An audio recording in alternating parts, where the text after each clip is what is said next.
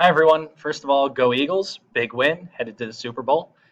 Little excited, I'm not going to lie, and even more excited to bring this presentation to you today. Post 1848, we have the Big Five, and they're kind of in different situations amongst themselves. Great Britain really doesn't go through any revolutions, as we saw. They have a pretty stable constitutional monarchy, whereas most of these other revolutions are, at least in part, predicated on liberal ideas.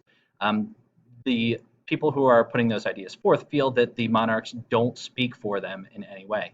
And so as a result, we don't see that in Britain because they do feel that these monarchs are able to speak for them in some way. Post 1848, we're looking at Queen Elizabeth I and Prince Albert. This is during that time of super industrial expansion, and they are all in the midst of putting on the Great Exhibition. 1851 is when that really kicks off.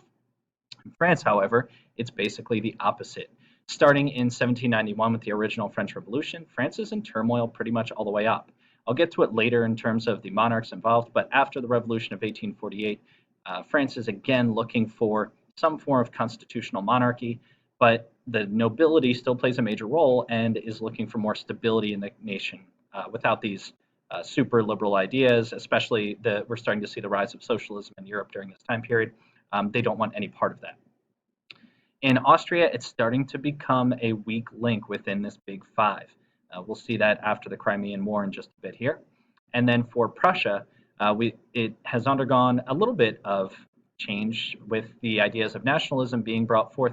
1848 really marks the end of Metternich, the idea that conservatism is going to reign supreme in Europe, that you're going to have this quote unquote concert of Europe, this peaceful time period where conservatism is going to be used to keep the status quo. We've seen that change in Prussia as well, and um, this comes in the form of maybe a unified Germany. And there's some discussion as to what that's going to look like. And in late 1840s, there's a whole Congress that tries to meet amongst all the German states, and it ultimately falls through. But the ideas are there, and we're starting to make our way in that direction. In Russia, guys, Russia is still kind of a hot mess. It's still pretty backwards compared to the rest of Europe in terms of having an absolute monarch, having a serfdom type system, and it's really just an economic mess. You don't see Russia experience the same industrial expansion that the rest of Europe does. And we've talked about this before, but it's at least in part due to the size that Russia is. So that's post 1848, just kind of a recap of where we're at. This unit, we need to stay, this chapter, I guess I should say, we need to start to take a look at politically where are each of these nations, and we can then start to apply that as things start to change as we move into the time period known as imperialism within Europe, as these nations start to expand outward. The Crimean War, it's the end of the concert of Europe as we know it. And it lasts for just a couple of years, but the big causes really stem from the weakening of the Ottoman Empire. The Ottoman Empire, it's a Turkish empire, it's Islamic in nature, but ultimately it allows for a decent amount of religious tolerance within. We've already seen with Greece trying to gain its independence that you have all of these different ethnic groups within the Ottoman Empire, and they're not just going to sit idly by and let the Ottomans rule over them any longer. So that's one of the big causes here. In addition, we also have the concert of Europe beginning to fail. That peace is beginning to break down. And part of the reason for that is individual motivations versus collective motivations. Metternich talks a lot about collective defense, the idea that these European nations are willing to come together in order to create long lasting peace in Europe, so that Europe doesn't slip into something resembling the Napoleonic Wars once again. Remember, it's all about balance of power. Well, the Crimean War is, at least in part, going to change that, where some of these nations are going to allow their personal motivations to take precedence over a peace or status quo within Europe during that time. You're going to watch the video clip of the Crimean War. It's about 6 or 7 minutes in length. This is just an intro. It's armchair history that does it, and really, it's a pretty decent job. We're not going to watch that here. Obviously, you're going to click on the link in the PowerPoint and watch it on your own time, but pay particular attention to the causes of the war and how those causes represent individual motivations versus the motivations of Europe as a whole, or trying to keep the conservative ideas of Metternich alive by just making sure that there's peace in Europe. Go ahead, watch that. When you come back, I'll be here.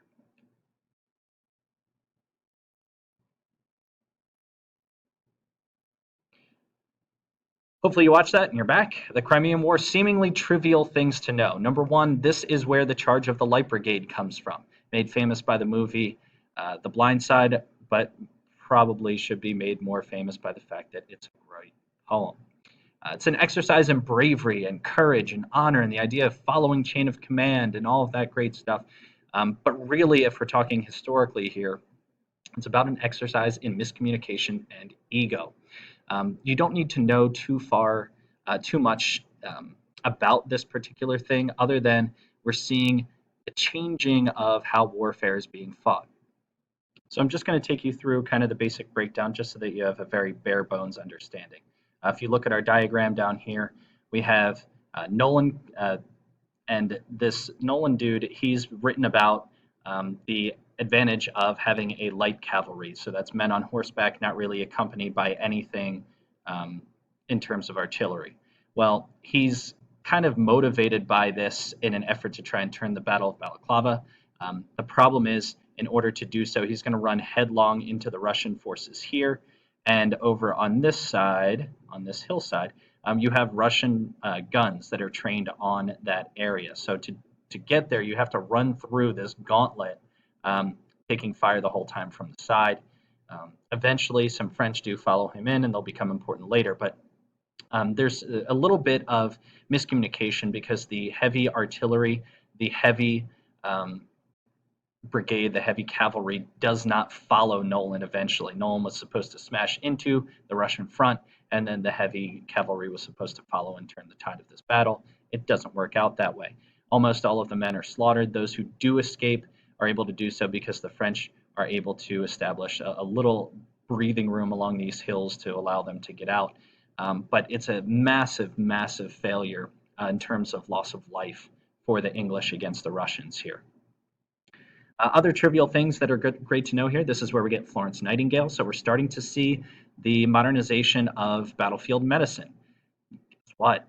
If two people are bleeding out, maybe you shouldn't put them on the same bed together. Just a thought. Florence Nightingale is going to do quite a bit to try and further this cause of battlefield medicine. And also, maybe just only interesting to me, but the idea that commanders are able to synchronize attacks and things like that using pocket watches so they can set the same time and be able to attack at a specific point. What we really want to get out of the Crimean War is the effects. The Ottoman Empire is really incredibly weakened. It's basically bankrupt at this time, and it's going to set the stage for its failure in World War I and eventually the cutting up of the Ottoman Empire, which is going to lead closer to the Middle East as we know it today, the formation of those different nations. Again, you have these nationalistic ideas appear there, and that's part of the reason that the Ottoman Empire is breaking apart as well. We have a very weakened Russia. Russia tries to be the big bully on the block, wants to take part in, hey, maybe we're going to advance our interests and try to expand our holdings here along the Black Sea, able to have access to Crimea and be able to enter the Mediterranean Sea from there. It doesn't quite work out that way. They are defeated.